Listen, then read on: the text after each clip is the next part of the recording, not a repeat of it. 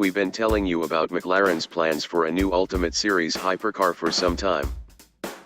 A project heretofore known only by its P15 internal project code. This is the stripped-out super performer that insiders promised would be quicker around a racetrack than the seminal P1. The fundamental ingredients: an overabundance of power in an extremely lightweight package, were already known. So it seemed that the only secrets left to spill would be the relative quantities of those, as well as the final exterior design. We were wrong. McLaren managed to keep the best secret under wraps until the car's official unveiling. Its name: meet the McLaren Senna.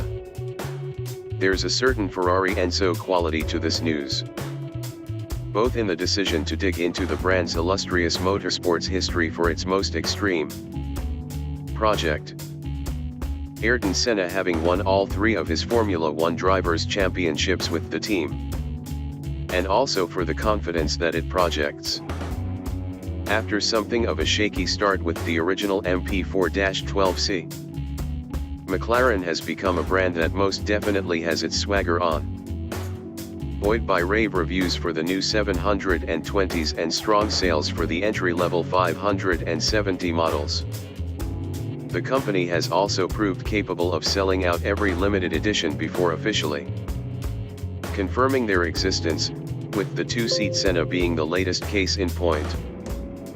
The total production run of 500 units is already spoken for, despite a price tag that, in the United States, is likely to run very close to seven figures as delivered.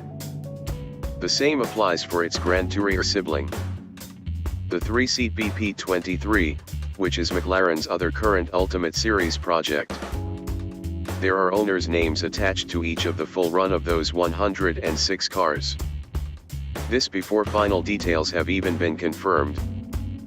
We're told that many buyers have opted for one of each. Sounds like it's fun at the top. Aside from its name, the Senna has plenty more to invoke. It is designed for track use first and foremost.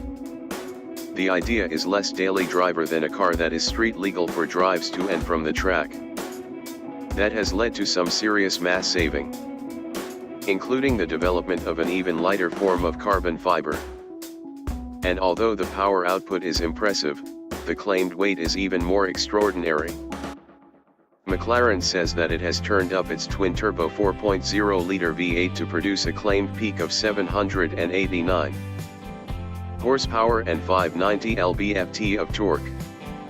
The hybrid P1 had a total system output of 903 horses.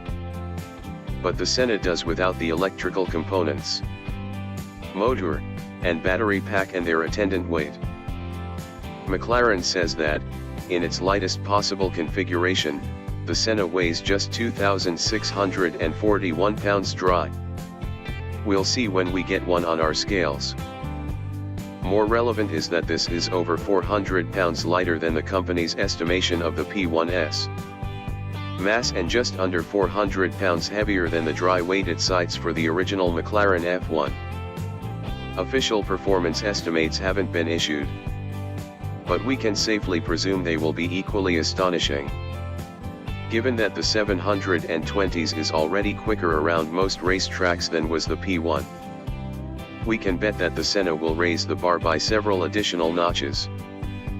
The styling of the Senna, like that of the Enzo that debuted 15 years ago, is more brutal than beautiful.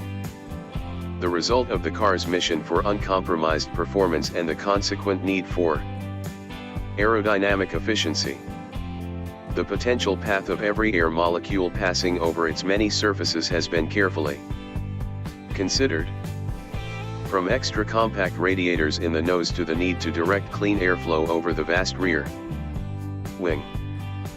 Underhung from its supports like an endurance racer's and with a total surface area of 1,007 square inches across its various elements.